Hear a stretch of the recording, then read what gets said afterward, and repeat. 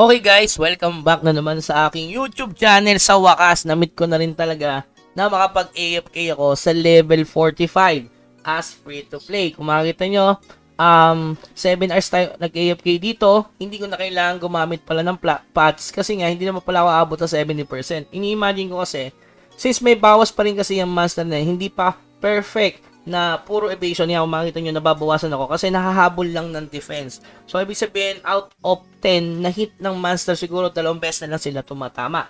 So, which is good na yun kasi may regeneration tayo. Kaya nga, meron tayong potion dito. Consider na pag naging 70% kasi to, baka hindi na tayo mag-regen at mabawasan tayo ng 50-50, ganun, 20-23.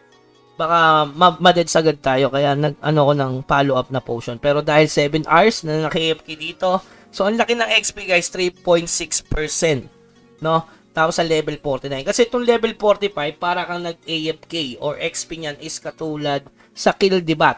Tapos yung loot dito is napaka-solid guys. Kita nyo naman, nakapito tayong animal blood at 6 na animal bone. So napakamahal nito sa server namin. Hindi naman napakamahal, meron siyang value sa server namin. At the same time, meron pang alluvial gold pouch na napulot.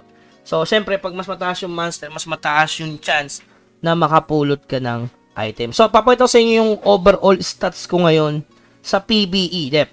Okay? Para makita nyo rin, or baka gusto nyo mag-AFK dito. Kasi ito yung talagang balaki nyo, yung makapag-AFK kayo sa higher mobs. Yung target ko siguro is makapag-AFK naman ako sa level 47, which is yun yung napakamahal na loot eh. So, yan, tingnan natin yung presyo ng animal bone, etong animal blood, tsaka itong gold pouch ngayon. So, ito, yan. Tingnan natin kung ano yung mga naloot natin, mga boss. Yan, sobrang solid, no? So, yan yung mga i-try nyo, yung makapag-AFK kayo sa mga high level. Kasi siguradong paggising nyo, good morning, diamond agad. So, yan, tingnan natin, guys. So, yan, madaming ano yan. So, ito, unahin na natin to mga boss. So, 70 na lang, 19. Ito natin ibebenta sa 19. So, 7 times 19, mga boss. Yan, umaga pa lang, oh. Di pa nagsisimulang mag-grind sa Nightcrow. Meron na tayo 133 diamond. Okay? So, yan, 133 diamond. Tapos ito, 16 na lang. Napakamura naman na itong animal blood. Sa bagay kasi, marami nang lumakas din kasi. Gawa ng pinahina nga yung monster, mga boss. So, ayan, 16, pero ibebenta natin yan sa 19 kasi mabilis maubos yan. So, huwag natin pababain. Nasa sa inyo lang kung pababain yan, 9 times 6, so 114. So, depende pa rin sa server to, guys, ha. Sa amin kasi maraming buyer eh. So, tapos, syempre, itong alluvial gold na posibleng tumaas sooner or later. So, ilalagay natin yan sa 40 na lang. Ilalagay ko pa rin yan as 99 diamond. So, hintayin ko yung maging level 45 si 55 si Neo. Uy, shoutout kay Neo, ah. Okay. So, to. Buksan natin to. Ayun, wala. Ito, meron pa tong bilang. Wala. So, gagawin pa natin yung ayan. So, 15. Tama. Ito, guys. Ayun. Wala tayong nakuhang Ancient Papyrus. Tapos naka-12 tayo nito, no? Pwede natin ibenta yan ng 1 gold. So, yan. Max. Tapos 12. Yan. Okay. So, yan. Pwede na, mga boss. Siguro almost kung 40 gold lang to. So, 300 diamond pa lang paggising ng umaga. No, may XP ka na. May diamond kagad. Tapos, at saka, medyo fast kill siya. So, pakita ko na sa inyo yung item ko. So, dito, yung yung nakikita yung defense is 215. So, ito yung mga item natin, mga boss. Ayan. So, yan, pangaraniwan lang. Pinakita ko na to din sa sa ating content, no, sa build natin. Ay, tanggal.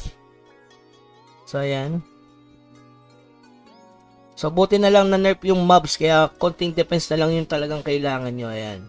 Tapos, ito, 250, accuracy 208. 91 lang yung damage natin. Tapos, yung PBE depth, ayan, 19 lang. Okay. So, overall, 215 plus 19, bali 234 lang. Tapos, nagdadagdag kasi din itong melee eba. Ang melee eba is, syempre, evasion yan sa mga melee type. Like, itong, na to, itong mga fox na to, yan. Tapos, itong mga parry, syempre, range yan. So, nagkakaroon din. So, nagkakaroon ng additional. So, siguro 250 talaga. 250 to 260. Yung overall, pure miss na talaga tong master na to. So, ang target na natin, susunod is level 47, pero hindi natin mamadaliin.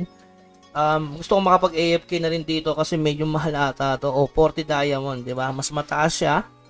Tapos, syempre, mas malaki yung XP nito. So, konting defense na lang siguro din. Yan, 32 pa yung tainted. Imagine, no? Kung halimbawa, yung katulad nun, nakapito ako dito, sample. So, 7 times 32 yan, mga boss, 224. Tapos siya, palagay natin, naka-6 tayo, times 40. So, sobrang laki. No, almost 500 diamond paggising mo pa lang. Okay, yun yung magandang way ng pagbibuild sa character na pwede nyo targetin na makapag-AFK kayo na hindi nyo kailangan gumastos ng pass. Naubusan pala ako ng attack speed, kaya pala medyo bumagal yung farming. Naubusan tayo ng attack speed. Ito pala importante na mag-bound kayo ng attack speed. Regarding sa collection, yan, 121 na tayo. Naglaan tayo dito ng mga almost 12,000 diamond siguro. Mga around na ganon, 13. Kasi dito pa lang mahal na eh. Yung kinuha ko yung sa Event Codex, which is nawawala to guys ha. Hindi to permanent. Ayan, meron siyang 41 days left. So matagal-tagal mo pa magagamit. Yan.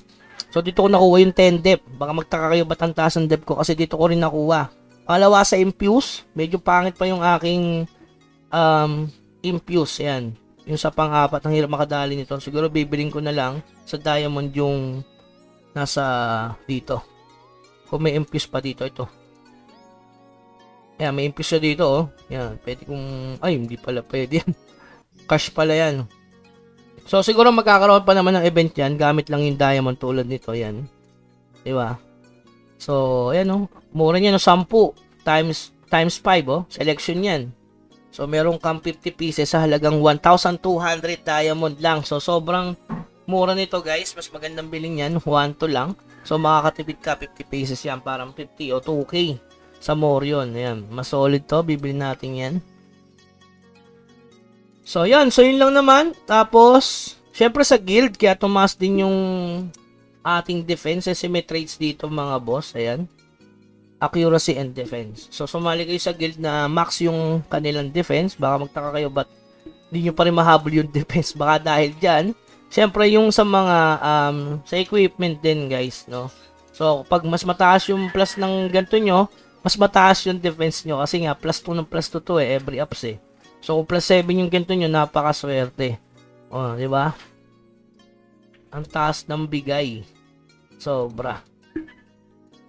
Okay, so yun lamang guys, yun lang yung ating build as F2P, no? Tinatarget ko makapag AFK sa mga higher mobs kasi sooner or later, baka doon ako sa level 51 na mas mahal yung item. Kasi nga, lalo ngayon, pinahina na yung monster, mas masarap mag-AFK kasi konti na lang yung tatargetin mo. Pangalawa, mas maganda rin siguro mag-build na kayo ng accuracy kasi nga dito sa 34-5, meron tong papyrus. So, kapag na-target nyo to, nag-build kayo ng ring, tapos natapos nyo yung quest, makakapag-build pa kayo ng another na isang rare equipment. Bibili lang kayo ng Morion sa market, mura na siya, 47, no? So, yun siguro yung magandang targetin sa ngayon. Okay? So, yun lamang guys. Hanggang sa muli. Paalam.